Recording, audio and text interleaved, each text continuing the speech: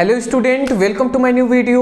आज का वीडियो आप सभी के लिए बहुत ही ज़्यादा इंपॉर्टेंट है और अंतिम मौका है आपको फिजिक्स में कुछ बेहतर करने का।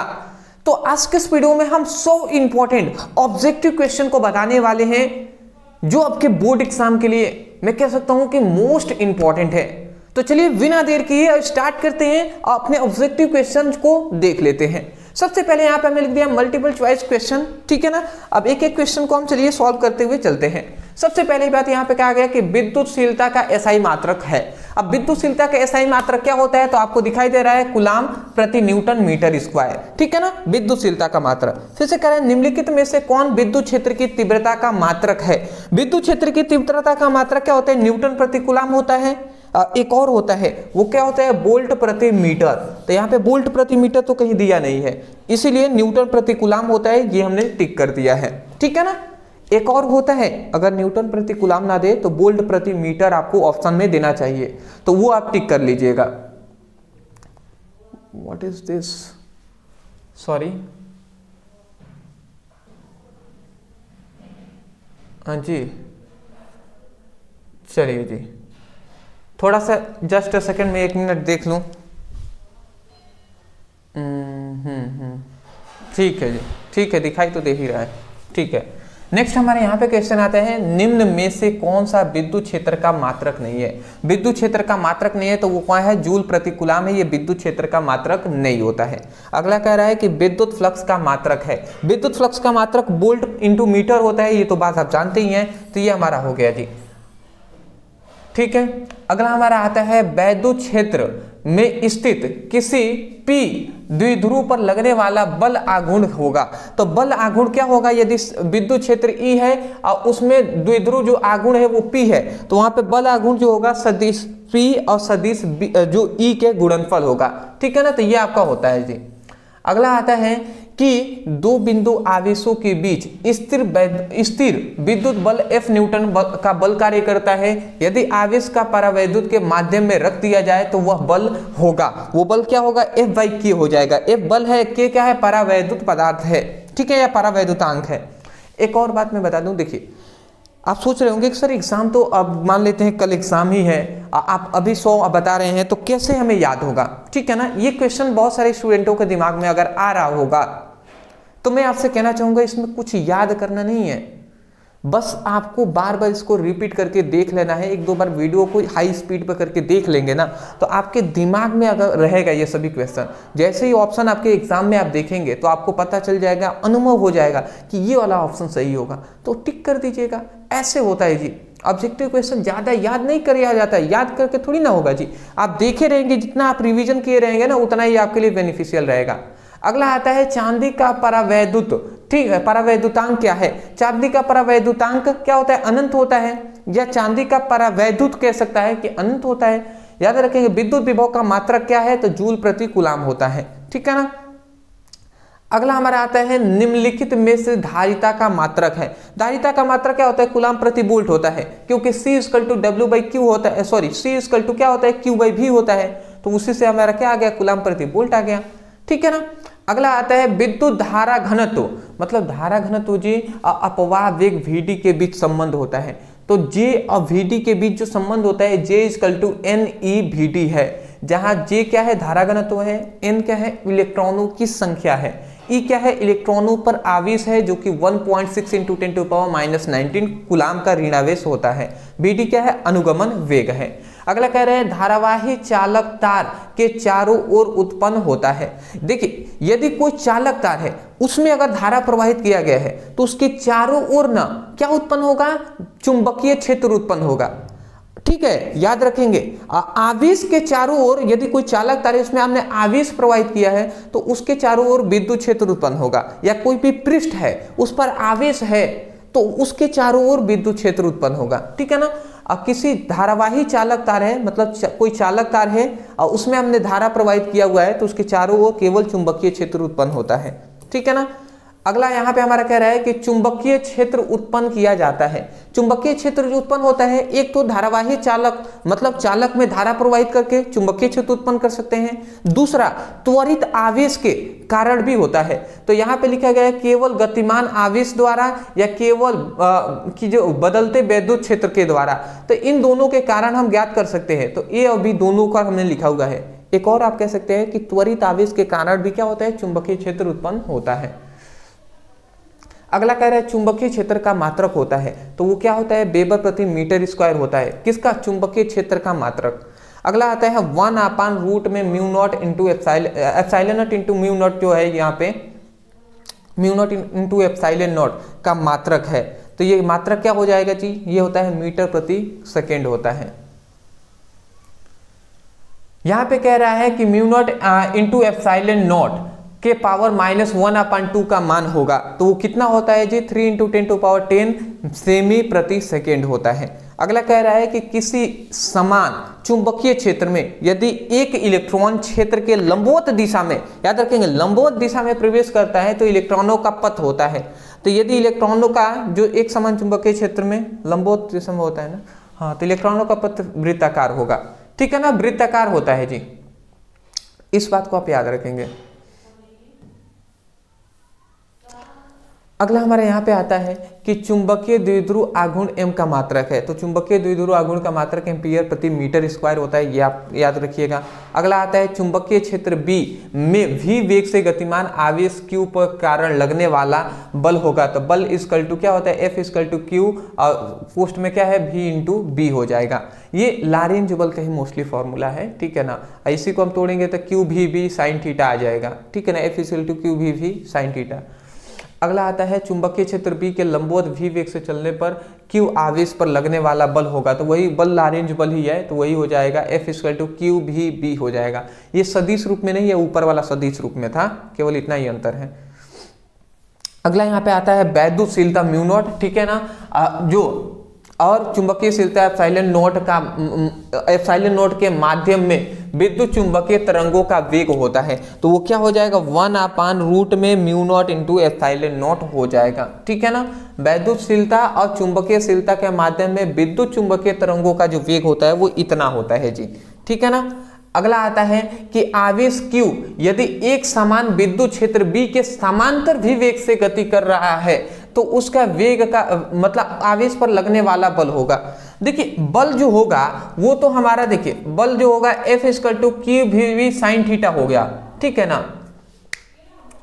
यहाँ पे क्या हो जाएगा, बल इक्वल टू क्यू भी साइन थीटा हो जाएगा।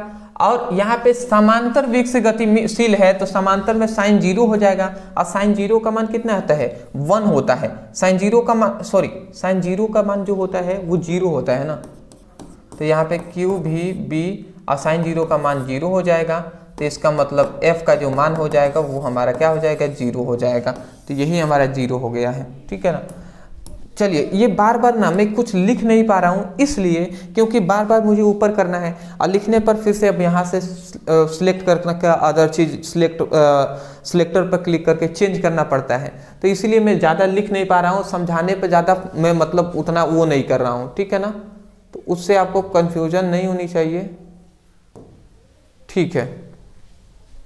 अगला कह रहे हैं एक समान चुंबकीय क्षेत्र में यदि कोई आवेशित कण वृत्तीय पथ की त्रिज्या के अनुक्रमानुपाती होता है तो कण के संवेग के समानुपाती होता है। मतलब जब कोई आवेशित कण है तो उसकी वृत्तीय पथ की जो त्रिज्या होती है वो किसके समानुपाती होता है, तो कण के संवेग के समानुपाती होता है। यदि कण का संवेग बढ़ेगा तो उसकी वृत्तीय पथ की त्रिज्याएं भी बढ़ेंगी, ठीक है, क्योंकि स्पीड बढ़ेगा जी, ये बातें हैं, ठीक है ना। अगला कह रहा है कि लंबाई L वाले तार को वृत्ताकार कुंडली में मोड़ने पर यदि उसमें विद्युत धारा I प्रवाहित की जाती है तो केंद्र पर उत्पन्न चुंबकीय क्षेत्र B का मान होगा। वो क्या हो जाएगा, B equal to mu naught RI/L हो जाएगा, ठीक है ना। अगला आता है चल कुंडली धारा मापी की सुग्राहिता को बढ़ाई जा सकती है। चल कुंडली धारा मापी की सुग्राहिता बढ़ा सकते हैं हम, कुंडली के क्षेत्रफल को बढ़ाकर हम उसकी सुग्राहिता को बढ़ा सकते हैं, ठीक है ना। चलिए जी, अगला यहाँ पे कह रहा है हमसे कि चुंबकीय आघूर्ण का मात्रक है। चुंबकीय आघूर्ण का जो मात्रक है एम्पियर मीटर स्क्वायर होता है। अगला आता है कि डोमेन किस प्रकार का पदार्थ में बनता है, तो वो लौह चुंबकीय पदार्थों से क्या होता है, डोमेन बनता है। अगला कह रहा है कि वह कौन सा चुंबकीय पदार्थ है जो बाहरी चुंबकीय क्षेत्र का विरोध करता है, तो वो प्रति चुंबकीय पदार्थ है जो बाहरी चुंबकीय क्षेत्र का विरोध करता है। ठीक है ना, चलिए जी स्क्रीनशॉट आप ले लीजिए। ठीक है जी, मैं देख लिया कि वीडियो अच्छे से बन रहा है ना। चलिए नेक्स्ट हमारे यहाँ पे कह रहा है कि वह पदार्थ जो किसी चुंबकीय क्षेत्र में रखने पर चुंबकीय क्षेत्र की विपरीत दिशा में छिड़क चुंबकन प्राप्त कर लेता है, तो वो क्या होता है, वो भी प्रतिचुंबकीय पदार्थ ही होता है। अगला कह रहा है प्रेरित विद्युत धारा की दिशा का पता लगाते हैं। प्रेरित विद्युत धारा की दिशा पता लगाते हैं लेंज के नियम से। ठीक है ना, लेंज के नियम से हम प्रेरित विद्युत धारा की दिशा का पता लगाते हैं। लेंज का नियम किस संरक्षण के नियमों के अनुरूप है, तो लेंज का नियम ऊर्जा संरक्षण के नियमों का पालन करता है ना, तो ऊर्जा संरक्षण हो जाएगा। हेनरी प्रति मीटर किसका मात्रक होता है, तो वो चुंबकशीलता का मात्रक होता है हेनरी प्रति मीटर, हेनरी प्रति मीटर होता है। स्वप्रेरकत्व का मात्रक हेनरी के समतुल्य है, मतलब ये कह रहा है स्वप्रेरकत्व का मात्रक हेनरी होता है। हेनरी का क्या समतुल्य होता है, तो वो होता है वोल्ट इंटू सेकेंड प्रति एम्पियर होता है। ठीक है ना,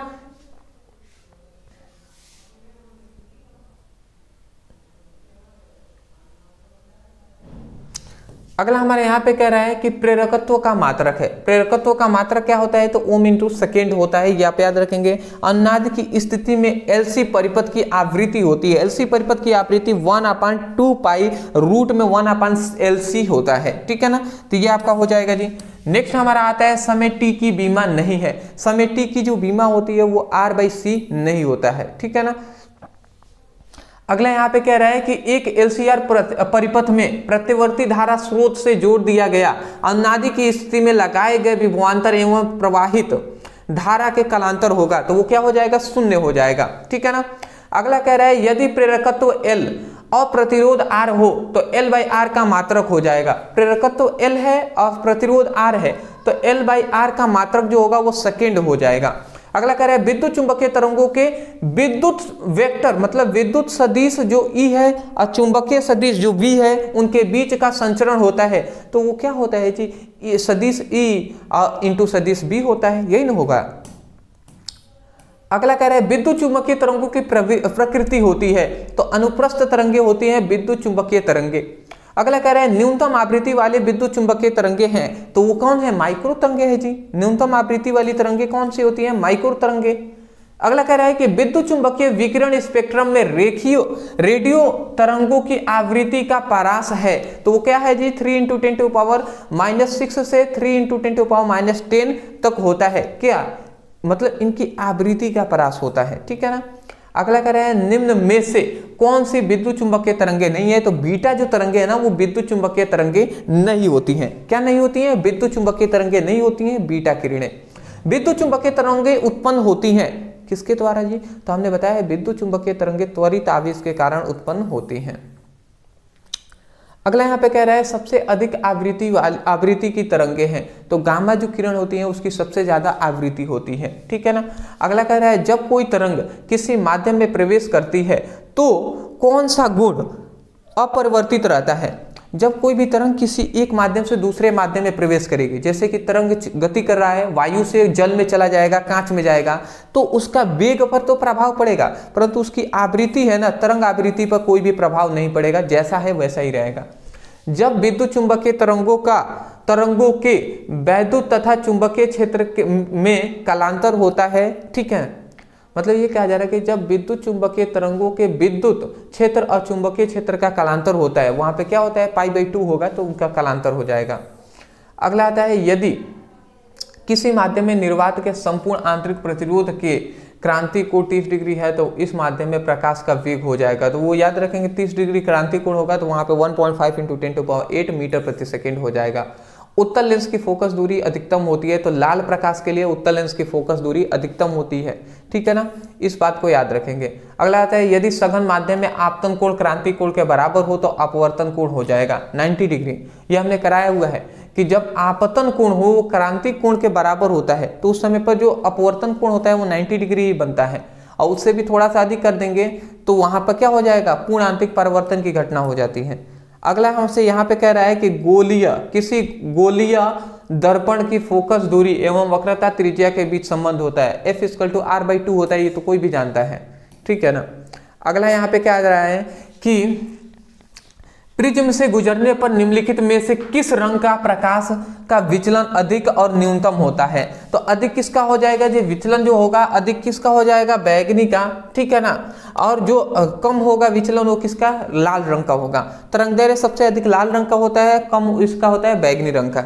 अगला कह रहे हैं एक प्रकाशिक तंतु में तंतु के ऊपर लेप लगाई गई तह पर अपवर्तनांक होता है, तो तंतु के पदार्थ से कम होता है अपवर्तनांक उसका। अगला कह रहा है कि प्रकाशी तंतु में से किसी पदार्थ का गुण का प्रयोग किया जाता है, तो वो याद रखेगा पूर्ण आंतरिक परावर्तन में, मतलब प्रकाशिक तंतु में पूर्ण आंतरिक परावर्तन की घटना होती है ना, तो इसी का गुण का प्रयोग किया जाता है। अगला कह रहा है जब प्रकाश किरणें वायु से जल में प्रवेश करती है तो निम्नलिखित में से अपरिवर्तित होगा, तो वो आवृत्ति अपरिवर्तित रहता है। अभी हमने बताया ना कि जो विद्युत चुंबकीय तरंगें या प्रकाश है वो गति कर रही हैं, तो उनका वेग तो परिवर्तित हो सकता है, परंतु एक माध्यम से दूसरे माध्यम में जा रही हैं तो उनका आवृत्ति परिवर्तित नहीं होगा, चेंज नहीं होगा। अगला कह रहा है कि जब एक प्रकाश किरणें वायु से कांच में जाती हैं तो उनकी तरंगदैर्घ्य क्या हो जाता है, कम हो जाता है। तरंगदैर्घ्य कम हो जाएगा, वेग कम हो जाएगा, परंतु आवृत्ति कम नहीं होगी, वैसे की वैसे ही रहेगी। प्रकाशिक तंतु में निम्न में से प्रकाश के किस गुण को प्रयोग किया गया है, तो याद रखेंगे पूर्ण आंतरिक परावर्तन का प्रयोग किया गया है। ये तो अभी हमने क्वेश्चन को देखा ही है। यहाँ पे कह रहा है कि पतले प्रिज्म के पदार्थ का अपवर्तनांक क्या होगा यदि उसके अपवर्तन कोण विचलन कोण के क्या होता है, समान होता है, तो वहां पे क्या हो जाएगा, 2.0 हो जाएगा, ठीक है ना। यहाँ पे कह रहे हैं जब एक वरीय प्रकाश निर्वात से किसी पारदर्शी माध्यम में प्रवेश करता है तो प्रकाश का कौन सा विलक्षण अपरिवर्तित रहता है, तो आवृत्ति जो होता है वो अपरिवर्तित रहता है, ठीक है ना। अगला कह रहे हैं निम्नलिखित में से किस रंग का प्रकाश का वेग जल से सबसे अधिक होता है, तो वो याद रखेंगे लाल रंग का प्रकाश का वेग सबसे अधिक होता है क्योंकि इसका तरंगदैर्घ्य अधिक होता है। वह घटना जो प्रकाश की अनुप्रस्थ तरंग प्रकृति को दर्शाता है, तो वो क्या हो जाएगी, वो ध्रुवण हो जाएगा। जो अनुप्रस्थ तरंगों की प्रकृति को दर्शाता है, अनुप्रस्थ तरंग की प्रकृति दर्शाता है। अगला कह रहा है ध्रुवण कोण P और क्रांति कोण C के संबंध व्यक्त कीजिए, तो वो क्या होता है, tan P = cosec C होता है, ठीक है ना। इसको आप स्क्रीनशॉट ले लीजिए। चलिए जी, देखिए इसमें कुछ ज्यादा समझाने वाला है नहीं कि मैं आपको ज्यादा समय दूं। सब मैं एक बार पढ़ रहा हूँ ना, एक दो बार आप इस वीडियो को रेगुलरली आप देख लीजिएगा, ठीक है। सोने से पहले देख लीजिए, थोड़ा सा बैठे हुए हैं लेटे हुए हैं तब देखते हुए स्पीड बढ़ाकर देख लीजिएगा, ठीक है। दिमाग में आपका बस बैठा रहेगा। यहाँ पे कह रहा है जब इलेक्ट्रॉनों के लिए निरोधी विभव निर्भर करता है तो वो क्या होता है, आपतित प्रकाश की आवृत्ति और कैथोड के पदार्थों पर निर्भर करता है। यदि किसी कण का संवेग 2 गुना कर दिया जाए, यदि कोई कण है उसका संवेग 2 गुना कर दिया जाए तो उसकी डी ब्रोगली तरंगदैर्घ्य हो जाएगी, वो भी आधी हो जाएगी। 2 गुना हम करेंगे ना तो उसकी डी ब्रोगली तरंगदैर्घ्य क्या हो जाएगी, आधी हो जाएगी। फोटोन की विराम द्रव्यमान है तो वो क्या होता है, 0 होता है। अगला आता है फोटोन की गतिज ऊर्जा का सूत्र होता है hν/c होता है, hν/c। गतिज द्रव्यमान का सूत्र ये हमने अभी मॉडल पेपर जब सॉल्व करा रहे थे तो उसमें हमने कराया था कि गतिज द्रव्यमान का सूत्र हमने बताया था hν/c² होता है, और c² का भी सूत्र होता है, क्या होता है, μ/λ होता है, ठीक है ना। जहां पर c क्या है, प्रकाश की चाल है। यहाँ पे कह रहा है कि लैम्डा तरंगदैर्घ्य का फोटोनों की ऊर्जा होगी। फोटोन की जो ऊर्जा फोटोन की जो ऊर्जा है वो क्या होता है, hc/λ होता है। इस बात को आप याद रखेंगे। अगला आता है जस्ते की सतह से इलेक्ट्रॉन उत्सर्जन हेतु निम्नलिखित में से कौन सा विकिरण अत्यधिक प्रभावी होता है, तो याद रखेंगे परावैगनी प्रकाश प्रभावित होता है। निम्नलिखित कण में से कण एक ही वेग से गतिमान है तो न्यूनतम डी ब्रोगली तरंगदैर्घ्य वाला कण कौन सा होगा, तो वो अल्फा कण होगा जी। हाइड्रोजन परमाणु की भूतल अवस्था में ऊर्जा इलेक्ट्रॉन वोल्ट है तो n = 3 ऊर्जा स्तरों में इनकी ऊर्जा हो जाएगी, तो माइनस कितना हो जाएगा, 1.51 इलेक्ट्रॉन वोल्ट हो जाएगा। अगला यहाँ पे हमसे कह रहा है कि एक इलेक्ट्रॉन परमाणु की आयनित करने के लिए आवश्यक न्यूनतम ऊर्जा होगी, तो वो कितना हो जाएगी, 13.6 इलेक्ट्रॉन वोल्ट हो जाएगा। हाइड्रोजन परमाणु के आयनन ऊर्जा का मान होता है 13.6 इलेक्ट्रॉन वोल्ट होता है। अगला आता है हाइड्रोजन परमाणु की दो उत्तरोत्तर कक्षाओं में इलेक्ट्रॉनों का कोणीय संवेग में अंतर किस प्रकार होता है, तो वो h/2 पाई होता है, ठीक है ना। अगला कह रहा है परमाणु के अंदर अल्फा कण किस बल के कारण प्रकीर्णित होता है, तो वो कूलाम बल के कारण होता है, प्रकीर्णित मतलब भटकता है। अगला कह रहा है हाइड्रोजन परमाणु का वर्णक्रम में प्राप्त पाश्चम श्रेणी के वर्ण रेखाओं का न्यूनतम तरंगदैर्घ्य क्या होता है, क्या होगा, तो वो क्या होता है जी, न्यूनतम तरंगदैर्घ्य 9/r होता है। अगला कह रहा है हाइड्रोजन परमाणु की द्वितीय कक्षाओं में इलेक्ट्रॉनों का कोणीय संवेग हो जाएगा, वो हो जाएगा 2.1 × 10⁻⁻34 जूल से होता है। अगला कह रहा है एक AMU के तुल्य ऊर्जा है, तो वो कितना है जी, कितना है 913 मेगा इलेक्ट्रॉन वोल्ट होता है। एक atomic mass unit equal to होता है 913, ठीक है ना, मेगा इलेक्ट्रॉन वोल्ट।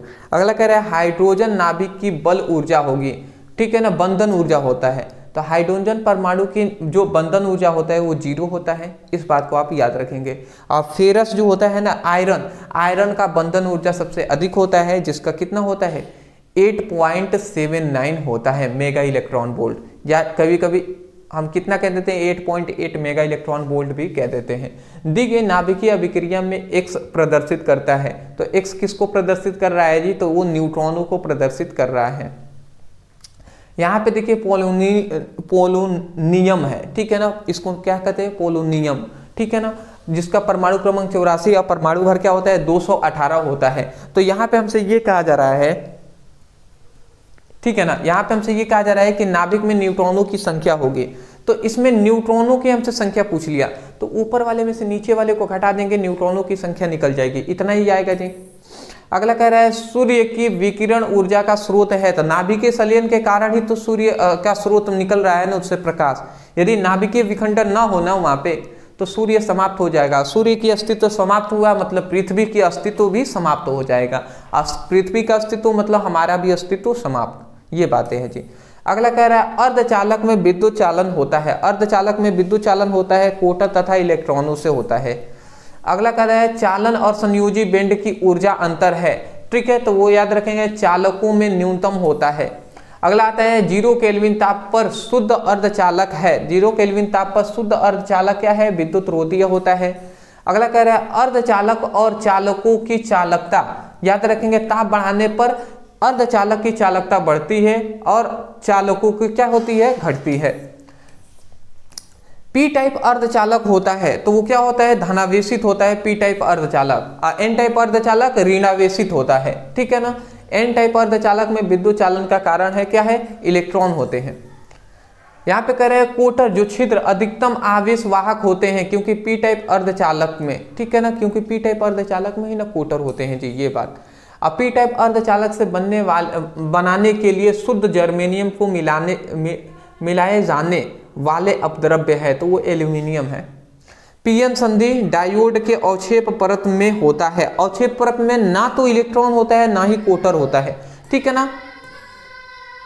यहाँ पे आता है अर्धचालक में संयोजकता बेंड और चालन बेंडों के बीच में ऊर्जा अंतराल लगभग होता है, तो वो 1 इलेक्ट्रॉन वोल्ट होता है। अगला आता है एक आदर्श पीएन संधि की अग्रदिशिक बायस अपश्य दिशिक बायस की दशा में प्रतिरोध क्रमशः होगा, तो वो कितना होता है 0 एवं अनंत होता है। पी टाइप अर्धचालक में आवेश वाहक होते हैं, वो क्या होता है विवर होता है, ठीक है ना। पीएन संधि डायोड का उपयोग करते हुए एक क्या होता है, पीएन संधि डायोड का उपयोग करते हुए क्या डिस्टिकारी की तरह हम करते हैं, अर्ध तरंग डिस्टिकारी और पूर्ण तरंग डिस्टिकारी से कहीं ना उपयोग, मतलब पीएन संधि डायोड का उपयोग हम करते हैं किसके लिए, डिस्टिकारी के रूप में, एक अर्ध तरंग डिस्टिकारी के रूप में, एक पूर्ण तरंग डिस्टिकारी के रूप में, तो डिस्टिकारी की तरफ हो जाएगा। अगला कह रहे हैं निम्न में से कौन सा द्वार क्या है सार्वजनिक तर्क द्वार है, तो वो क्या होता है जो नॉड होता है ना, ये होता है जी नॉड।